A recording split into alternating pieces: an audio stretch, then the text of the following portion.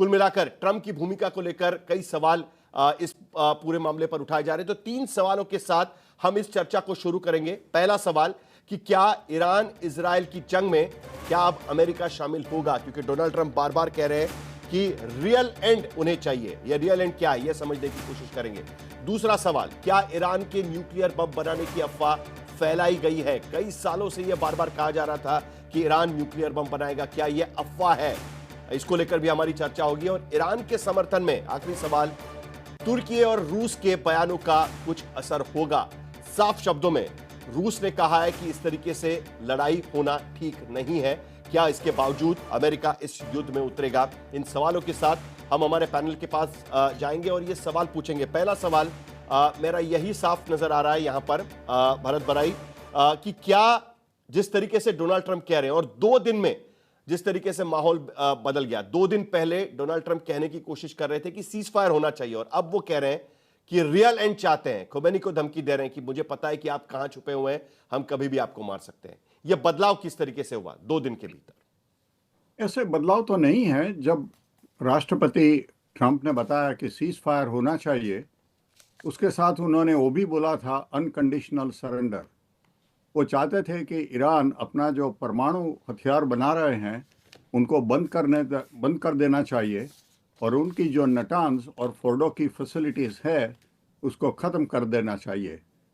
हाँ, अगर वो ईरान मान जाता कि हमको ये परमाणु हथियार नहीं बनाना है, जो सब यूरोपियन देशों ने भी बोला है।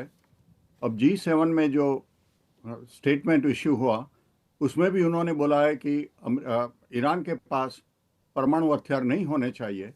और सभी अमेरिकी राष्ट्रपति, ओबामा हो, बुश हो या क्लिंटन हो और अभी बाइडन, सबने ये बताया है कि ईरान के हाथ में परमाणु हथियार नहीं आने चाहिए, क्योंकि ईरान का जो रेजिम है वो सबको धमकी दे रहा है, इजराइल को धमकी दे रहा है कि हम आपको ख़त्म कर देंगे, हम ख़त्म कर देंगे। और अगर अब ईरान के हाथ में परमाणु हथियार आ गए तो सारा यूरोप के लिए और अमेरिका के लिए भी वो खतरा हो सकता है। तो वो तो जो सीज फायर की बात कर रहे थे वो कंडीशनल थी कि उनको अपने परमाणु हथियार दे देने पड़ेंगे। अब ईरान तो उसके लिए तैयार नहीं है, तो नंबर 2 अल्टरनेटिव ये है कि उसकी ये जो नटान्स और फोर्डो की जगह है उसको ख़त्म कर दिया जाए। भरत, आपसे ये सवाल इसलिए भी बनता है, मुझे जहाक तनवीर के पास भी जाना है, वो मिडिल ईस्ट के एक्सपर्ट है और इस पूरी कार्रवाई को लेकर वो किस तरीके से देखते हैं ये उनसे भी जानना है। लेकिन भरत, मुझे एक सवाल आपसे बार बार ये पूछना है, क्योंकि नेतन्याहू का ये स्टेटमेंट कोई पहली बार नहीं है। पिछले 10-15 साल से कई बार वो ये कह चुके हैं कि अब कुछ ही दिनों में, कुछ ही महीनों में ईरान के पास न्यूक्लियर मिसाइल आ जाएगा, उनके पास न्यूक्लियर वेपन आ जाएगा। मार्च महीने में अमेरिका की जो तुलसी गबार्ड है, उनका जो स्टेटमेंट आया था उसमें वो कह रही थी कि हमारे पास कोई ऐसा सबूत नहीं है कि जिससे हम कह सकते हैं कि ईरान के पास भी न्यूक्लियर पावर है, न्यूक्लियर वॉरहेड्स उनके पास है। लेकिन उसके बावजूद राष्ट्रपति ट्रंप कहते हैं कि उन्हें कुछ पता नहीं है, हमें लगता है कि उनके पास न्यूक्लियर वॉरहेड्स है। कहीं ये दूसरा इराक तो साबित नहीं होगा? उसका डर नहीं लगता आप लोग को? क्योंकि इराक में भी कहा गया था कि केमिकल वेपन्स है, अटैक हुआ, इराक को तबाह किया गया और उसके बाद पता चला कि वहां पर तो केमिकल वेपन्स मिले ही नहीं। वो इंटेल पूरी तरीके से गलत निकला। ऐसा है कि वो इंटेलिजेंस में 2 था, क्योंकि सेनेट इंटेलिजेंस कमेटी के जो मेंबर है और एक सेनेटर हमारे दोस्त थे, हमने ये सवाल उनको भी ये पूछा था। उसमें 2 चीज़ हो गई। जो अमेरिका का इंटेलिजेंस था कि इराक के पास केमिकल वेपन्स हैं, वो इंटेलिजेंस आई थी इंटरसेप्ट से। तो क्या हुआ था कि उनके जो साइंटिस्ट थे इराक के, वो बहुत घबराते थे सद्दाम हुसैन से, और जब सद्दाम उससे पूछते थे कि ये तैयार है केमिकल वेपन्स, तो वो जवाब दे रहे थे कि हाँ तैयार है। लेकिन वो झूठा जवाब दे रहे थे, क्योंकि वो घबराते थे कि अगर उन्होंने बोला कि हमारे पास केमिकल वेपन्स हमने तैयार नहीं किया है तो सद्दाम उसे उसको गोली मार देता। तो इंटरसेप्ट तो French intelligence, Russian intelligence, British intelligence, अमेरिकी इंटेलिजेंस सब ने किया था। और मैं आपको बताता हूँ कि ये सेनेट इंटेलिजेंस कमेटी के जो मेंबर है, हमारे एक दोस्त है, उन्होंने बताया था। अब ईरान के बारे में उन्होंने जो एनरिचमेंट किया है, इंटरनेशनल एटॉमिक एनर्जी एजेंसी ने भी बताया है वो 84% तक पहुंच गए हैं। अगर उन्होंने 90% कर दिया तो उनको एक बम बनाना होगा और बम बना के उसको मिसाइल पर लगाना होगा। तो ये बात सही है कि कभी ठीक है, आप 8-9 महीने यूरेनियम उनको एनरिचमेंट बहुत की बात ज़्यादा कर लग रहे हैं, जाते। जिसका जिक्र जेडी वांस ने भी किया हुआ है, लेकिन बार बार बात निकलकर यही आती है कि एक तरफ तुलसी गबार्ड जो डायरेक्टर है यूएस इंटेलिजेंस की, वो कह रही है कि हमारे पास इस तरीके का कोई सबूत नहीं है कि उनके पास न्यूक्स है, लेकिन उसके बावजूद अमेरिकी राष्ट्रपति कहते हैं कि वो है और वो हम करेंगे। जाक तनवीर, यहीं पर सवाल उठता है कि आखिरकार क्या इस वक्त मिडिल ईस्ट एक बार फिर पूरे युद्ध की स्थिति में पहुंच चुका है? क्योंकि अमेरिका के राष्ट्रपति 2 दिन पहले कह रहे थे कि पूरी तरीके से सीज फायर होना चाहिए, और अब जाकर हम देख रहे हैं कि सीधे शब्दों में वो कह रहे हैं कि खमेनी, आप, हमें पता है कि आप कहां छुपे हुए हैं, हम आपको कभी भी मार सकते हैं। देखिए, बात यहाँ पर तो यह है कि ईरान ने अभी तक 60 से 84% तक उन्होंने यूरेनियम एनरिचमेंट कर लिया। ये कोई रूमर नहीं है। 2018 में एक इंटरव्यू हुआ हम्म, था मोहम्मद बिन सलमान का, सऊदी क्राउन प्रिंस का। उसमें उनसे बाकायदा पूछा गया था हम्म, कि अगर ईरान न्यूक्लियर बनाता है तो क्या आप भी न्यूक्लियर बनाएंगे? तो उन्होंने इस चीज को एडमिट किया था, और ये सारी दुनिया की इंटेलिजेंस कम्युनिटीज जानती है कि ईरान के पास यूरेनियम एनरिचमेंट प्रोग्राम चल रहा है, और वो तकरीबन 1 साल के अंदर वो ये रीच कर लेंगे और वो बॉम्ब, एटॉमिक बम वो बना लेंगे। तो ये सारी दुनिया के लिए बहुत बड़ा खतरा है, हम्म, सिर्फ़ ये इज़राइल के लिए नहीं है। क्योंकि इज़राइल आज से ईरान आज से नहीं, बल्कि कई ज़माने से ये बात बार-बार कहता आ रहा है कि हमारा जो एटॉमिक बम होगा, ये इज़राइल को कंप्लीटली वाइप ऑफ करने के लिए हम ये बना रहे हैं। तो आप सोचिए कि किसी कंट्री के सामने, और ये बार-बार पब्लिक में रिट्रेट किया जा रहा है और बताया जा रहा है कि हमारा बॉम्ब बनाने का मकसद ये है कि आपको कंप्लीटली हम वाइप ऑफ करेंगे, तो ऑब्वियसली इज़राइल इस चीज़ को एक्सेप्ट नहीं करेगा, और फिर इसका रिटेलिएशन हम देख रहे हैं। तो ये प्रिएम्प्टिव अटैक्स इज़राइल ने किए हैं, हम्म। और मिडल ईस्ट सारा देख रहा है, और ये फुल ब्लोन वॉर हो सकती है, जिस तरह से अब हम देख रहे हैं कि मिसाइल्स एक दूसरे की तरफ जो है फायर हो रहे हैं। और रही बात जो आपने पहला सवाल किया था कि ईरान और इज़राइल ये क्या इसमें यूएस इन्वॉल्व होगा? तो देखिए, कासिम सुलेमानी को और अबू अबू महदी मुहंदिस को ट्रंप ने अपने फर्स्ट टर्म में इनको एलिमिनेट किया था। तो उस टाइम पर भी ईरान की तरफ से बहुत सारे थ्रेट्स आए थे, बहुत सारी धमकियाँ आई थी, मगर एज़ सच कोई सब्सटैंशियल उसमें एक्शन नहीं हुआ है। तो इसी वजह से बहुत सारे जो एक्सपर्ट्स हैं, उनका यही मानना है कि Iran is a paper tiger. तो ईरान की ये धमकियाँ तो होती रहती है, मगर सब्सटैंशियल ये ऐसा कुछ नहीं कर पाएगा। नोरेन बेंजामिन, क्या आप चाहते हैं कि अमेरिका इस युद्ध में शामिल हो? क्योंकि जिस तरीके से कहा जा रहा है कि वो बंकर बॉम्ब तो आपके पास है नहीं, और जिसके चलते अगर न्यूक्लियर फैसिलिटी तहस नहस करनी है तो अमेरिका को उतरना पड़ेगा। अब तक तो अमेरिका ने सिर्फ धमकी ही दी है, लेकिन उनका जिस तरीके से मूवमेंट शुरू हो चुकी है, माना जा रहा है कि शायद वो इसमें उतर उतर पड़े। क्या इजराइल चाहता है कि अमेरिका इस युद्ध में शामिल हो?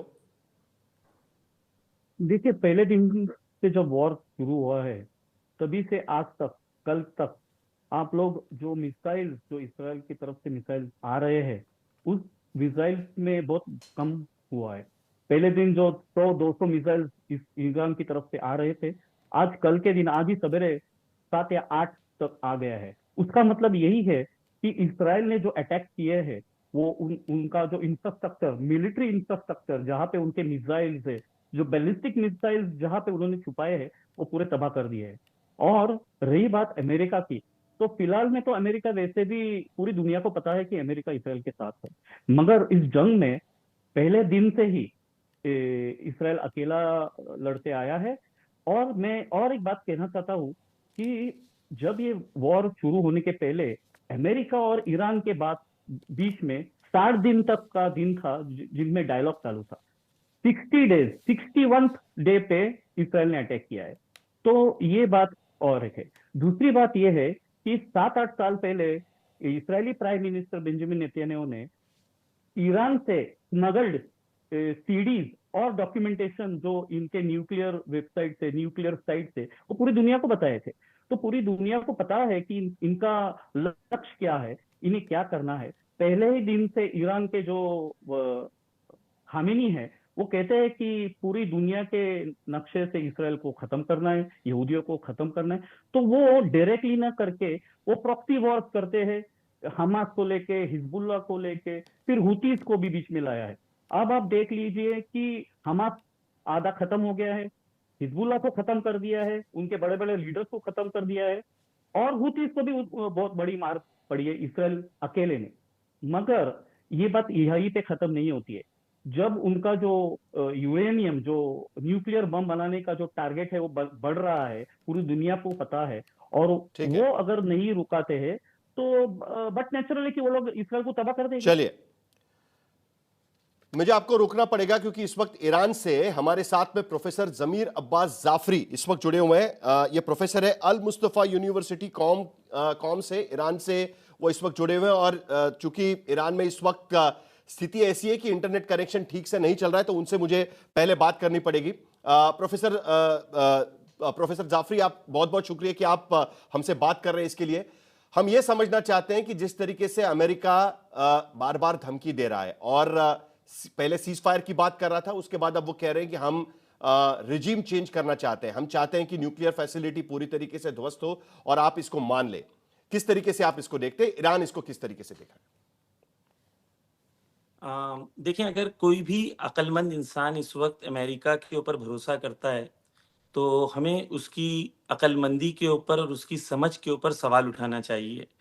अमेरिका के पिछले 20 इयर्स का आप रिकॉर्ड देख लें, उसने इराक में क्या किया, अफगानिस्तान में क्या किया, लीबिया में क्या किया, सब जगह उसने झूठ कहा। और बाद में इंटरनेशनल इंडिपेंडेंट रिपोर्ट्स ने बताया कि इराक में ना वेपन्स ऑफ मास डिस्ट्रक्शंस थे, ना लीबिया में जो गद्दाफी है जिसके ऊपर जो इल्ज़ाम लगाए गए थे वो इल्ज़ाम सही थे, ना अफगानिस्तान।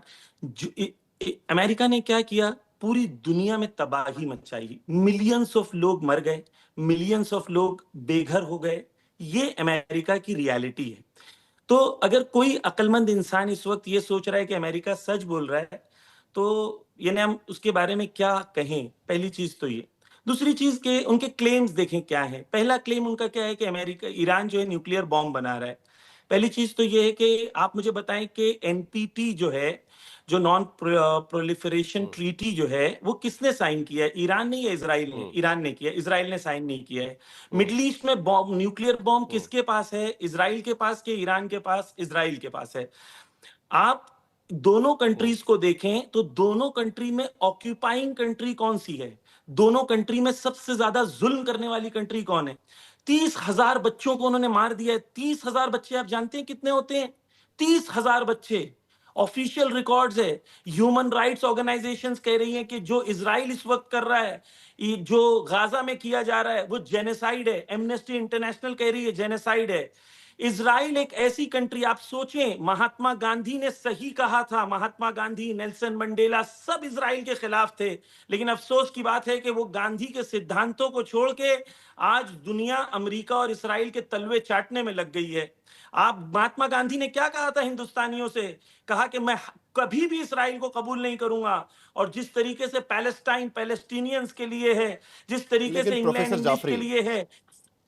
जी बोलिए बोलिए, मैं सुन रहा हूं। प्रोफेसर जाफरी, दो सवाल इसको लेकर है। देखिए, भारत की भूमिका इसमें बड़ी स्पष्ट है कि भारत युद्ध नहीं चाहता और उन्होंने यही कहा है कि किसी भी तरीके से युद्ध की स्थिति नहीं होनी चाहिए।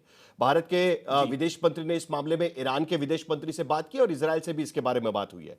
लेकिन जो अमेरिका सवाल उठा रहा है, मैंने जेडी वांस का ट्वीट देखा है, जो अमेरिका के उपराष्ट्रपति है, और उनका यह कहना है कि न्यूक्स तो फिलहाल ईरान के पास नहीं है, लेकिन जिस तरीके से यूरेनियम एनरिचमेंट जो है वो 84% तक पहुंच चुका है, यानी न्यूक बॉम्ब बनाने से ज्यादा दूर ईरान नहीं है। अमेरिका कहने की कोशिश कर रहा है कि इस पर कहीं ना कहीं रोक लगनी चाहिए। जिस तरीके के स्टेटमेंट्स जिसका जिक्र थोड़ी देर पहले हमारे यहां पर पैनल में किया जा रहा था कि इजराइल को धमकी दी जा रही है कि हम तो न्यूक इसलिए बनाएंगे ताकि हम इजराइल को तबाह कर सके, जिसके चलते यह मामला एस्केलेट हुआ है, यह माना जा रहा है। इसको लेकर आपने जो भी कहा है, आपने जो भी कहा है कि ईरान ने यह कहा है कि हम न्यूक्लियर बॉम्ब इसलिए बना रहे हैं क्योंकि हम इजराइल को तबाह कर देंगे, किसका स्टेटमेंट है?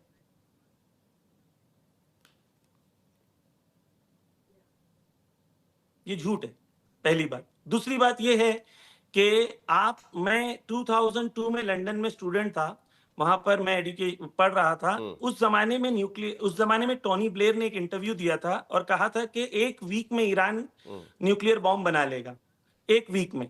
अभी 2025 है, सेम गोली दोबारा बेची जा रही है। और ये बेवकूफ लोग हैं पूरी दुनिया में जो जिसने 20 साल से झूठ बोला, झूठ की बुनियाद पे इतने वॉर किया, एक और झूठ बोल रहा है, उसको मान रहे हैं।